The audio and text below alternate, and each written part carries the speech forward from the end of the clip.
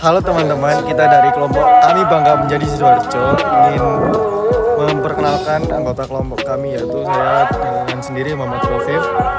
Saya Ibu Tude Farah Ezra Farel dengan NPM Mahir 109. Saya Muhammad Asrafil Ali, dan saya dan teman-teman meminta maaf karena kelompok kami hanya ada 3 orang karena yang lainnya sedang ada halangan atau ada acara mendadak yang tidak bisa hadir saat kita survei kali ini. Dapat dilihat sampah-sampah di bawah ini merupakan sampah hasil rumah tangga. Dapat foto, kemudian sampah-sampah plastik, deterjen, kemudian plastik-plastik yang mengambang ya, saya tidak tahu isinya apa, tapi kemungkinan besar itu adalah sampah hasil rumah tangga yang dibuang oleh rumah-rumah sekitar bantaran sungai di sini. Kemudian selain sampah rumah tangga, di sini juga terdapat sampah yaitu eceng gondok. Namun sampah eceng gondok tersebut sudah diakali atau diatasi oleh pemerintah setempat. Sejak kapan Ibu tinggal di sini? Tahun 1989. Sehari-hari aktivitasnya apa yang dilakukan Ibu? Memasak dan menjaga cucu. Biasanya sering tidak melakukan aktivitas di sekitar sungai. Tidak, tapi jalan pagi. Enggak aktivitas di sungai, tapi jalan pagi. Mana kondisi sungai saat ini?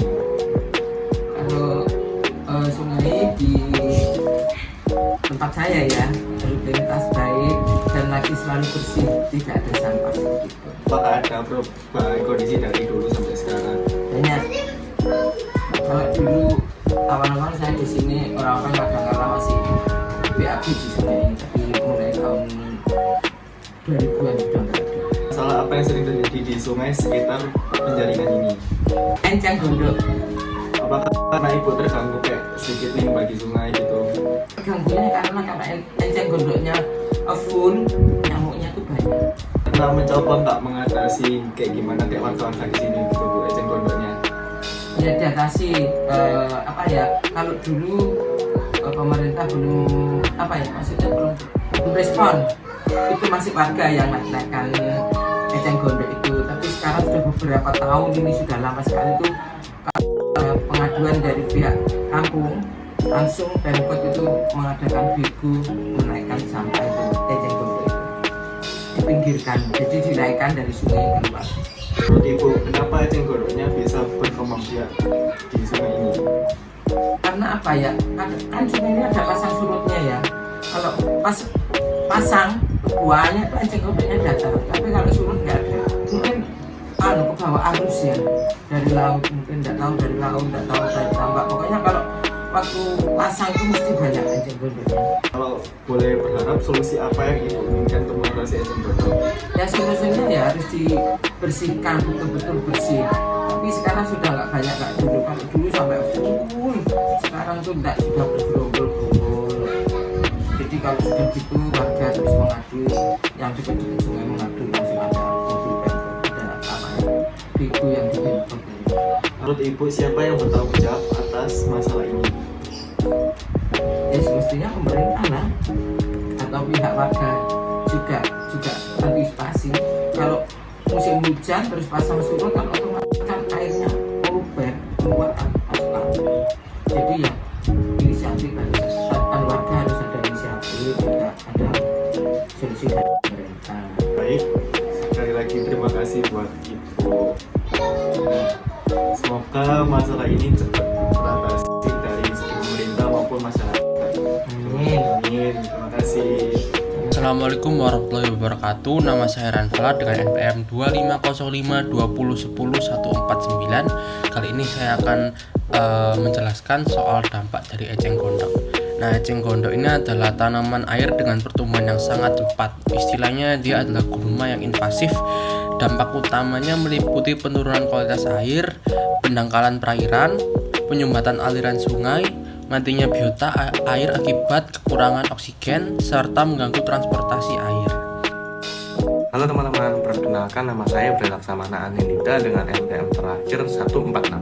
Di sini saya akan menjelaskan tentang dampak atau efek samping dari pembuangan limbah sembarangan di sungai. Jadi tentu sangat berbahaya teman-teman. Yang pertama, limbah itu dapat menyebabkan pencemaran air. Jadi dampaknya seperti air sungai menjadi kotor, berbau, dan tidak layak digunakan. Kemudian yang kedua itu limbah yang dibuang sembarangan ke sungai itu dapat menimbulkan gangguan kesehatan bagi orang-orang yang telah menggunakan air sungai tersebut. Contohnya penyakit seperti diare, penyakit kulit, dan keracunan. Untuk yang ketiga, limbah itu merusak ekosistem sungai, seperti menyebabkan ikan itu jadi mati, terus mengganggu keseimbangan lingkungan gitu. Terus selain itu, sampah yang menumpuk juga menyebabkan saluran air tuh tersumbat, jadi itu habis itu nanti banjir gitu teman-teman. Dan kita bisa lihat teman-teman bahwa ekologi itu lumayan tidak baik ataupun jorok ya saya bicara. Maka dari itu mungkin saya akan memberikan solusi di sini. Solusi yang paling pertama dan paling penting adalah kesadaran masyarakat sendiri, karena masyarakat itu hanya yang bisa berubah. Kita itu hanya bisa berubah 2%, tapi masyarakat yang bisa merubah beberapa banyak persen, karena mereka sendiri yang bisa merusak dan membersihkan. Dan solusi yang kedua dari saya adalah sampah-sampah ini mungkin bisa dikasih seperti pembatas. Jadi saat ada arus yang melintas, sampah-sampah itu akan berkumpul di pembatas tersebut seperti bandarawan.